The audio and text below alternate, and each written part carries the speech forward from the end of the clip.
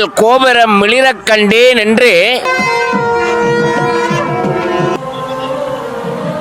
நல்லையம்பதி என்று சொன்னால் அது கந்தப்பெருமானுடைய நினைவே அவர்களுடைய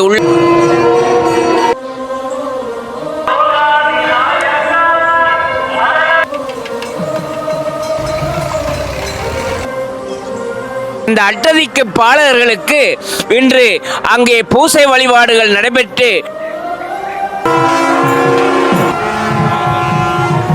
சரியாக இப்போ நாங்கள் வடக்கு புறத்தில் புதிதாக அமைக்கப்பட்ட அந்த வாயிலுக்கு முன்பாக நிற்கிறோம். உறவுகள் அனைவருக்கும் வணக்கம். நான் உங்கள் ராஜு. நாங்கள் நிற்கிற இடம் யாழ் மாவட்டத்தில் குறிப்பாக நல்லூர் பகுதியில் நிற்கிறோம். இன்றைய தினம் 2026ஆம் ஆண்டு மகோத்சவத்தின் கொடியேற்றத்துக்கு முதல் நாள். அதாவது கூடுதலாக கோயில்கள்லாம் மகோத்சவம் இடம்பெறுவதற்கு முதல் நாளில் வைரவர் உற்சவம், அதாவது வைரவர் சாந்தி என்ற ஒரு விடயம் இடம்பெறும். அப்படியாக இன்றைய தினம் நல்லூர் ஆலயத்தினுடைய அந்த முதல் நாள் வைரவர் சாந்தி அந்த நிகழ்வு என்ன மாதிரியெல்லாம் இடம்பெற போகுது அதை தான் ஒரு காணொலியாக பதிவு செய்ய போகிறேன். அப்படியாக இன்றைய தினம் காலையில் 2 காணொலிகள் பதிவு செய்திருப்பேன். ஒரு வரலாற்று நிகழ்வு, அதாவது கொடிச்சீலை அந்த தேரில் கொண்டு வர ஒரு பாரம்பரிய நிகழ்வு. இரண்டாவது, இன்றைய தினம் எங்களுடைய கிழக்கு வாயிலில் இருக்கிற ராஜகோபுரத்தினுடைய கலாபிஷேகம், அதாவது அதனுடைய புனர் நிர்மாண கும்பாபிஷேகம் இடம்பெற்றது. அப்படியான ஒரு காணொலியும் பதிவு செய்திருப்பேன். இன்றைய தினம் இந்த வைரவர் உற்சவம் எல்லாம் எப்படி இடம்பெறுகின்றதை இந்த காணொலியோட பார்ப்போம். நிற்கிற இடம் கிழக்கு புற வாசல், அந்த ராஜகோபுரத்துக்கு முன்பாக நிற்கிறோம். இங்கே இருக்கிற இந்த மணியோசையை கேட்டுக்கொண்டு அப்படியே நாங்கள் உள்ளே போவோம். சரியாக இன்றைய தினம் 6 மணியளவில் வைரவர் உற்சவம், அதாவது வைரவர் வெளியில் வந்து அந்த வெளி வீதி வருகின்ற அந்த காட்சிகள் இடம்பெறும். அதற்கு முன்பாக நான் இந்த வெளிப்புற சூழல் எல்லாம் பாருங்கள், மணல் எல்லாமே குவிக்கப்பட்டு இப்போ அந்த பரவி கொண்டிருக்கிற காட்சிகளும். அப்படியாக இனி இந்த பாதைகள் முழுவதுமாக மூடப்படும். அதற்காக பாருங்கள், பாதுகாப்புக்காக நிறைய போலீஸ் உத்தியோகர்களை கூட இந்த இடத்துல போட்டிருக்கிறாங்க. என்றால் இந்த மக்கள் நடமாட்டம் கூட அதிகமாக இருப்பதால் அதுக்கான அந்த பாதுகாப்பு கடமையில் கூட போலீஸ் உத்தியோகர்கள் ஈடுபட்டு கொண்டிருக்கிறோம். அப்படியாக நிறைந்த போலீஸ் அதிகாரிகள் இப்போ கூட வந்து கொண்டிருக்கிறோம். பாருங்க, இந்த இடத்துல நிறைந்த போலீஸ் அதிகாரிகள் வந்து கொண்டிருக்கிறோம். அதை விட இன்னொரு முக்கியமான விடயம், காலையில் பதிவு செய்த அந்த காணொலியில் ஒரு விடயம் ஒன்று இருக்குது. அதாவது எங்களுடைய இந்த முன்னுக்கு இருக்கிற இந்த கிழக்கு வாயில் ராஜகோபுரம் புனர் நிர்மாணம் செய்யப்பட்டு அந்த வண்ண பூச்சிகள் எல்லாமே புதிதாக பூசப்பட்டது. அதோடு அந்த இடத்துல புதிதாக எங்களுடைய ஆறுமுகசாமியினுடைய ஒரு உருவம் கூட இருக்குது. அதை கூட நாங்கள் இந்த இடத்துல பார்க்கலாம். பாருங்கள், உங்களுக்கு நான் காட்டுறேன். அப்படி ஒரு அழகான ஒரு உருவத்தை வடிச்சிருக்கிறாங்க. எப்படி இருக்குன்னு பாருங்கள்.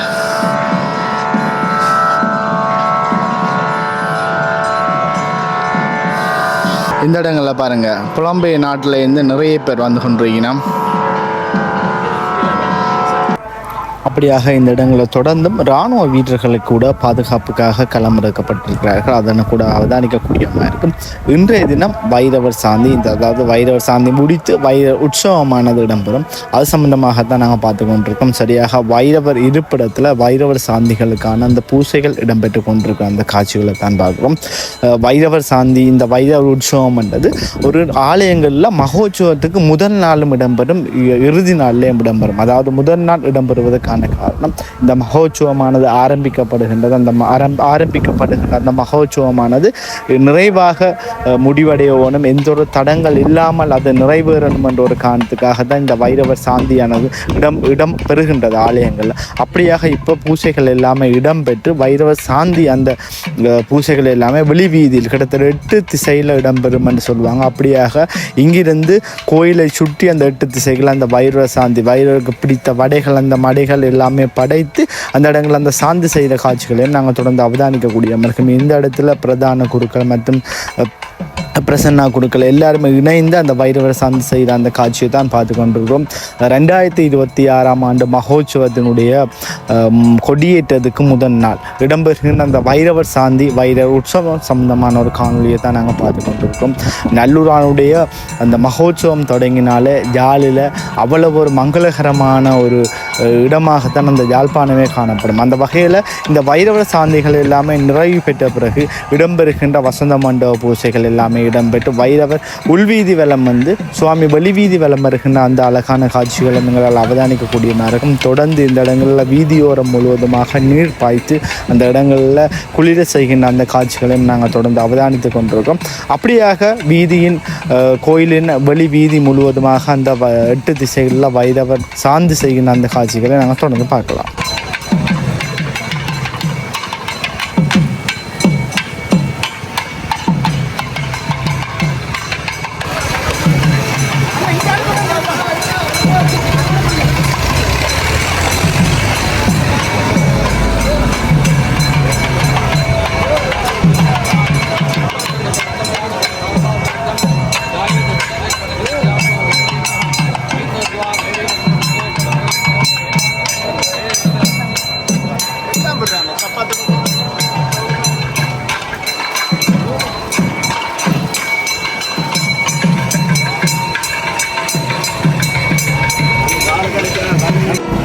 வைரவர் சாந்தி நிறைவு பெற்ற பிறகு சுவாமி உள்வீதி வலம் வருகின்ற அந்த ஒரு அழகிய காட்சியை பார்த்து கொண்டிருக்கும். குறிப்பாக இந்த இடத்துல வரும்போது மிகவும் அழகாகவும் அது ஒரு ரம்மியமான காட்சி என்று தான் சொல்லணும். காரணம் என்னென்னா பின்புறத்தில் நடராஜர் அவருடைய அந்த உருவம் காணப்படும். அந்த நடனம் ஆடுவது போல அந்த உருவம் காணப்படும் போது அதை பார்க்கும்போது மிக அழகாக இருக்கும். அப்படியாக சுவாமி உள்வீதி வலம் வருகின்ற அந்த காட்சிகளையும் நம்ம தொடர்ந்து பார்க்கலாம்.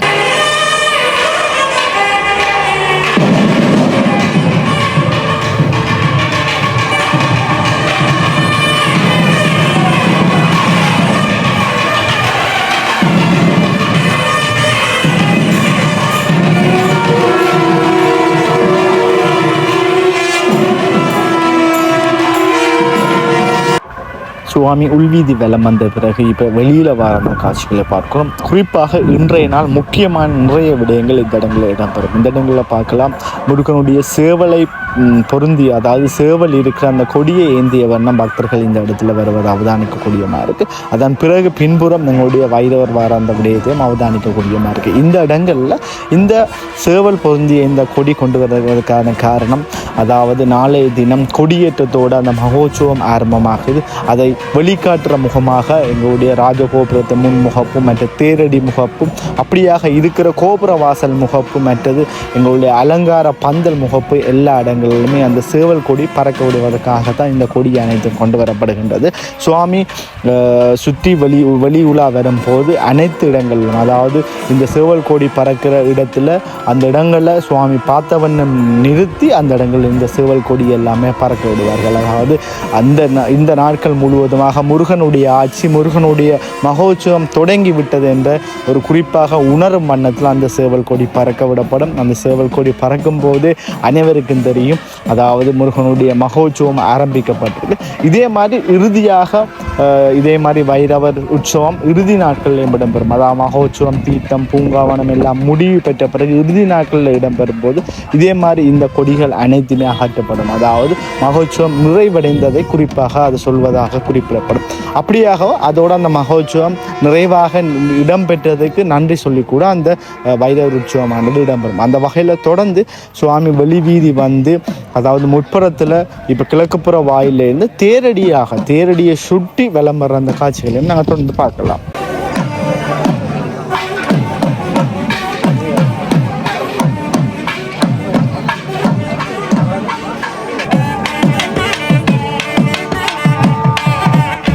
குறிப்பாக இந்த இடங்களில் வைரவருடைய வாகனமான அந்த நாய் வாகனத்தில் வைரவர் வாரதை எங்களால் அவதானிக்கக்கூடிய மாதிரி இருக்குது. இதில் இன்னொரு விடயம், நல்லூருக்கே தனித்துவமான ஒரு விடயம், நல்லூரானுடைய வாகனங்கள் அனைத்தும், அதாவது இறைவன் வார அந்த வாகனங்கள் அனைத்துமே ஒரு தனிச்சிறப்பு மிக்க ஒரு வித்தியாசமான முறையிலே அமைக்கப்படும். இந்த இடங்களில் பாருங்கள், எங்களுடைய வைரவருடைய நாய் வாகனமானது குறிப்பாக ஒரு உயிர் தோற்றத்தோடு உடையதாகவே காணப்படும். அதாவது குறிப்பாக அதில் ஒரு நாய் நிற்பதாகவும், அதாவது ஒரு உயிர் தோற்றத்தோடு ஒரு நாய் நிற்பதாகவும் அவ்வளோ நேர்த்தியாக அந்த வாகனமானது அமைக்கப்பட்டிருக்கும். அதுதான் அந்த நல்லூருக்கான ஒரு தனிச்சிறப்பு. நல்லூரானுடைய நிறைய விடயங்கள் ஒரு தனிச்சிறப்பாக கருதப்படும். அதாவது நேரம் தவறாமை, அதாவது எப்போவுமே மாலை நேரங்களில் சரியாக 6 மணி அளவில் இறைவன் வெளிவீதி வாரதும், வெளிவீதி முடிச்சு சரியாக 7 மணி அளவில் உள்வீதி செல்வதுமாக அந்த நேரம் தவறாமல் இப்படியான அந்த பூசைகள் நேர்த்தியாக இடம்பெறுவது, இப்படியான நிறைய விடயங்கள் அதாவது தனிச்சிறப்பு மிக்கதாகவே காணப்படும்.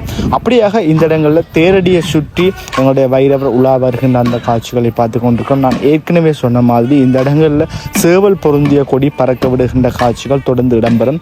இந்த தேரடியினுடைய முகப்பில் வைரவர் வந்த பிறகு வைரவர் பார்த்த வண்ணம் நிறுத்தி அந்த இடங்களில் கொடிகள் எல்லாமே பறக்கப்படும். அப்படியாக தொடர்ந்து இங்கே இடம்பெறுகின்ற காட்சிகளை நாங்கள் பார்க்கலாம்.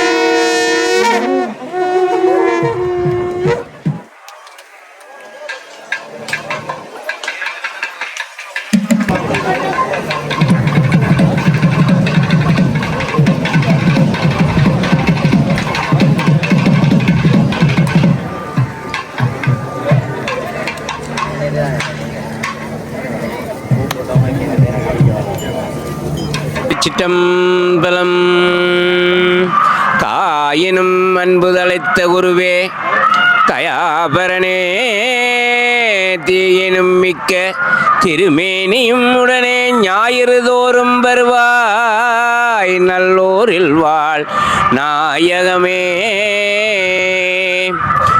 எல்லாம் வல்ல நல்லையம்பதியிலே வீட்டிருந்து அருள் பாலிக்கின்ற கந்தப்பெருமானுடைய 2026ஆம் ஆண்டு மகோத்சவம் இன்று வைரவ பெருமானுடைய காவல் தெய்வம் என்று அழைக்கப்படுகின்ற வைரவ பெருமானுடைய உற்சவத்தோடு இனிதே ஆரம்பித்து பெருமான் இப்பொழுது வெளிவீதி வந்து உள்வீதியிலே பிரகாசிக்கின்ற இந்த நேரத்திலே பரமனை மதித்திடா பங்கையாசனனை ஒருதலைகளியே ஒளிந்த வானவர் குருதியும் மகந்தையும் கொண்டு தண்டமுடன் புரிதொடு வடுகனை போற்றி செய்யுவாம் என்று அங்கே பாடுகின்றார். அப்படிப்பட்ட காவல் தெய்வமாக இருக்கின்ற அந்த வைரவ பெருமானுடைய இன்றைய அந்த உற்சவமானது இங்கே அந்த ஓங்கு எழில் கோபுரம் மிளிரக் கண்டேன் என்று அன்றே ஈழத்து ஞானிகளில் தேரடி செல்லப்பா சுவாமிகளின் சீடராகிய ஜோகர் சுவாமி 1934ஆம் ஆண்டே கூறிவிட்டார். ஓங்கு எழில் கோபுரம் மிளிரக் கண்டேன் என்று நல்லையம்பதியிலே அன்று அந்த பெருமான் கூறியவாறே இன்று அங்கு ஓங்கு எழில் கோபுரம் மிளிர்ந்து கொண்டிருக்கின்றது. அது மட்டுமல்லாமல் இன்று காலை அந்த பெருமானுடைய தூளலிங்கம் என்று சொல்லப்படுகின்ற கோபுரத்திற்கான கலச அபிஷேகம் நடைபெற்றது. மாலை வைரவ பெருமானுடைய உற்சவம் நடைபெற்றது. நாளை நல்லையம்பதியிலே வீட்டிருக்கின்ற கந்தப்பெருமான் கொடியேற்றம் கண்டு அவர் இந்த வெளிவீதியிலே இந்த நல்லையம்பதியிலே வாழ்கின்ற மக்களை பெருமாளை பார்ப்பதற்காக அந்த இளவரசனாக நல்லைப்பதிக்கு அரசாக வீட்டிலிருந்து அவர் நாளை வெளிவீதி வருகின்ற அந்த கண்கொள்ளா காட்சி இடம்பெற இருக்கின்றது. அவ்வாறு வரும்போது அவர் இந்த பதிக்கு அரசாக இருந்து அருளாட்சி புரிகின்றார். அப்படிப்பட்ட அருளாட்சி புரிகின்ற கந்தப்பெருமான் நாளை வரும்போது அவருக்கு பாதுகாப்பு என்ற அந்த போர்வையிலே இன்று அந்த அட்டதிக்கு பாலகர் என்று சொல்லப்படுகின்ற அந்த அட்டதிக்கு பாலகர்களுக்கு இன்று அங்கே பூசை வழிபாடுகள் நடைபெற்று அந்த அட்டதிக்கு பாலர்களுக்கு நாளை நல்லையம்பதியிலே வீட்டிருக்கின்ற கந்தப்பெருமான் இந்த ஊரிலே ஊர்வலமாக வர இருக்கின்றார் என்ற செய்தியை அந்த அட்டதிக்கு பாலர்களுக்கு வழங்குகின்றார்கள். அப்படிப்பட்ட உலகிலே வாழுகின்ற சைவ அன்பர்கள் எல்லாம் நல்லையம்பதி என்று சொன்னால் அது கந்தப்பெருமானுடைய நினைவே அவர்களுடைய உள்ளத்திலே வரும். அப்படிப்பட்ட கந்தப்பெருமானுடைய மகோற்சவம் நாளை நடைபெற இருக்கின்றது. இன்று அவருடைய காவல் தெய்வம் என்று சொல்லப்படுகின்ற வைரவ பெருமான் இந்த அட்டதிக்கு பாலர்களுடைய அந்த தரிசனத்தோடு இன்று வெளிவீதி வந்து அங்கே ஓங்குகளில் கோபுரங்களிலே அந்த வெற்றி கொடி என்று சொல்லப்படுகின்ற அந்த சேவற்கொடி பறக்க விடப்பட்டிருக்கின்றது. பன்னிரு கரத்தாய் போற்றி பசும் பொன்மா மயிலா போற்றி முன்னிய கருணையாறு முகப்பெரும் பொருளே போற்றி கன்னியர் இருவர் நீங்கா கருணை வாரிதியே போற்றி எண்ணிரு கண்ணே கண்ணில் இருக்கும் மாமணியே போற்றி என்று அங்கே திருச்செந்தூர் புராணத்திலே பாடுவது போல இந்த ஈழமணி திருநாட்டிலே உலகிலே எங்கெங்கு எல்லாம் சைவ அன்பர்கள் வாழ்கின்றார்களோ அவர்களுடைய மனத்திலே இந்த 25 தினங்களும் கந்தப்பெருமானுடைய நினைவோடுதான் அவர்கள் வாழ்வார்கள். நல்லையம்பதியிலே வீட்டிருக்கின்ற கந்தப்பெருமானுடைய நினைவோடு வாழ்வார்கள். இந்த உலகிலே இருக்கின்ற சகல ஜீவராசிகளும் இன்புற்றிருக்க இந்த 25 நாளும் கந்தப்பெருமானை சைவ அன்பர்களாகிய நாங்கள் அனைவரும் அவருடைய துதி பாடல்களை அங்கே அருணகிரிநாதர் பாடிய கந்தல் அனுபூதி, கந்தல் அலங்காரம், திருப்புகழ் போன்ற அவருடைய பாடல்களை நாங்கள் பாடி இந்த 25 நாளும் எல்லோரும் ஒரு மனதாக அந்த பெருமானுடைய நினைவோடு இருப்போம் என்று கூறி விடைபெறுகின்றேன். நன்றி, வணக்கம். இந்த இடங்களில் இந்த ஐயா மிகச் சிறப்பாக இந்த வைரவர் உற்சவம் அந்த என்ன இந்த வைரவர் உற்சவம் ஏன் இடம்பெறுகின்ற அந்த விடயங்களை மிகச் சிறப்பாக சொல்லியிருப்பார். அந்த வரலாறுகளை உங்களுக்கு தெரியப்படுத்தணும் என்றதுக்காகத்தான் இந்த காணொலிகளை நாங்கள் பதிவு செய்கிறோம். சில அதாவது இந்த வரலாறுகள் தெரிந்தவர்களும் கேட்டு சொல்லும்போது அது முழுமையாக உங்களுக்கு புரிந்து கொள்ளக்கூடிய மாதிரி இருக்கும். அப்படியாக சரியாக இப்போ வைரவர் தெற்குப்புற வாயில் கோபுரத்தை சென்றடைந்து கொண்டிருக்கிற அந்த காட்சிகளை பார்த்து கொண்டிருக்கிறோம். தொடர்ந்து அந்த வெளி வீதியில் வரும்போது பக்தர்கள் எல்லாருமே குறிப்பாக ஒவ்வொரு வருடமும் அந்த பக்தர்கள் எல்லாருமே தங்களுடைய வாயில் முன்பாக கும்பங்கள் வைத்து தீபாரதனை காட்டுகின்ற அந்த காட்சிகளை எங்களால் அவதானிக்கக்கூடிய மாதிரி இருக்கு. அந்த வகையில் இந்த இடங்கள்லையும் தொடர்ந்து சேவல் கொடி பறக்க விடுகின்ற காட்சிகளை நாங்கள் பார்க்கலாம்.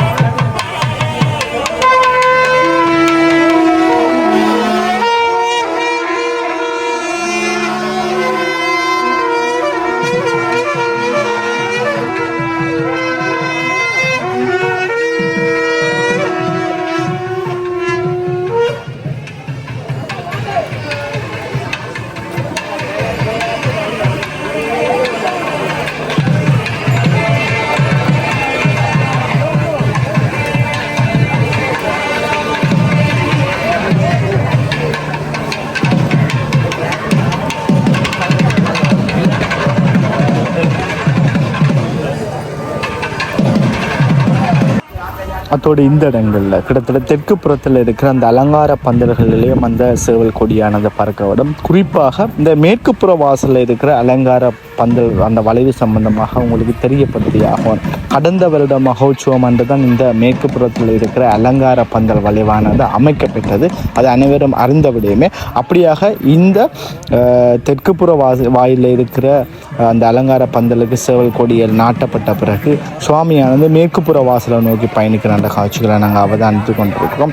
குறிப்பாக இந்த மேற்குப்புற வாசலான ஏற்கனவே சொன்ன மாதிரி மேற்குப்புற வாசலில் இருக்கிற அந்த அலங்கார பந்தல் வளைவு எங்களுடைய நல்லூர் முருகனுடைய முகப்பு வாயில் இருக்க அந்த வளைவு ஒத்ததாகவே காணப்படும் பாருங்கள். அதே மாதிரியான ஒரு அழகான ஒரு வளைவு அந்த இடங்களில் அந்த அலங்கார பந்தலில் அமைக்கப்பட்டது. இந்த அலங்கார பந்தலானது கடந்த வருட மகோற்சவ காலங்களில் தான் புதிதாக அமைக்கப்பட்டது, அனைவரும் அறிந்தது. அப்படியாக இந்த இடங்களில் அந்த அலங்கார பந்தல் பார்த்த வண்ணம் எங்களோட வைரவர் சுவாமி பார்த்த வண்ணம் நிறுத்தப்பட்டு அந்த இடங்களில் சேவல் கொடி பறக்க விடப்படும். சேவல் கொடி பறக்க விடப்படும் போது அந்த இடங்களில் மின் கும்பல்கள் எல்லாம் ஒளிர வைக்கும் போது ஒரு ரம்மியமான ஒரு அழகிய காட்சி என்று தான் சொல்லணும். தொடர்ந்து நாங்கள் அந்த காட்சிகளையும் பார்க்கலாம்.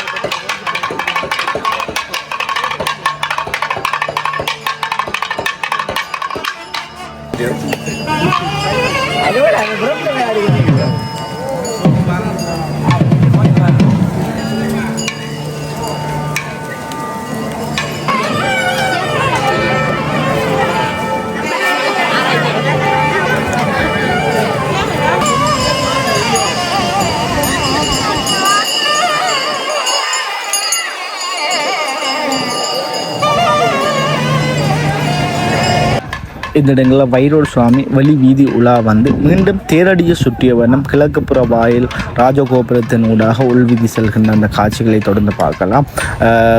இன்றைய நாள் காலையில் ராஜகோபுர புனர்நிர்மாணம் செய்த கும்பாபிஷேகமானது இடம்பெற்றது. அப்படியாக அந்த ராஜகோபுரமானது புதிய தோற்றத்தோடு கம்பீரமாக தோற்றமளிக்கிற அந்த காட்சி பார்ப்பதற்கு மிகவும் பிரம்மாண்டமாக அழகாக காணப்படுகின்றது.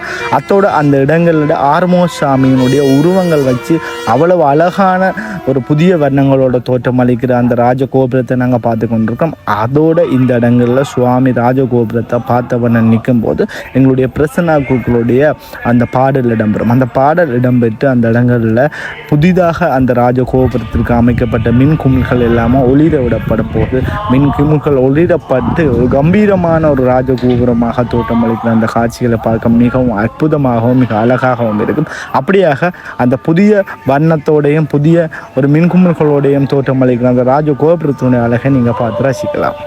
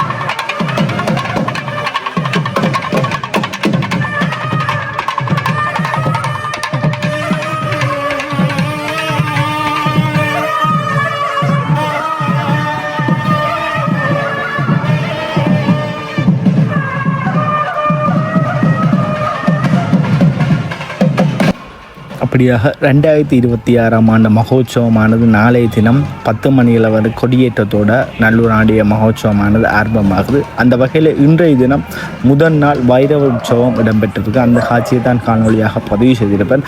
அப்படியாக வைரவர் முழுவதுமாக உள்வீதி உலா வெளிவீதி உலா தற்பொழுது கிழக்குப்புற ராஜகோபுர வழியாக உட்செல்கின்ற அந்த காட்சிகளை பார்த்து கொண்டிருக்கிறோம். அழகான ஒரு அழகிய தருணம். இனி இந்த 25 நாட்களும் முருகனுடைய அற்புதங்கள், முருகனுடைய அற்புத காட்சிகளை காணக்கூடிய ஒரு நாளையிலிருந்து ஆரம்பமாகும். அப்படியாக இந்த ராஜுவி யூடியூப் சேனலில் காலையிலும் முருகனுடைய அந்த அருட்காட்சி, மாலையிலும் முருகனுடைய அந்த அருட்காட்சியை நான் காணொலியாக பதிவு செய்திருப்பேன். இந்த காணொலிகளை ஏதாவது பிழைகள் இருக்கும் மன்னித்து கொள்ளுங்கள். அந்த பிழைகளை நீங்கள் உங்களுடைய கமெண்ட் வாயிலாக குறிப்பிடவும், அதை நான் இனிவரும் காணொலிகளை தெரிந்து கொள்கிறேன். அப்படியாக சுவாமி உள்வீதி செல்கின்ற அந்த காட்சிகளை பார்க்கவும், குறிப்பாக இந்த காணொலிகளை பார்த்து அனைவருக்கும் பகிர்ந்து கொள்ளுங்கள்.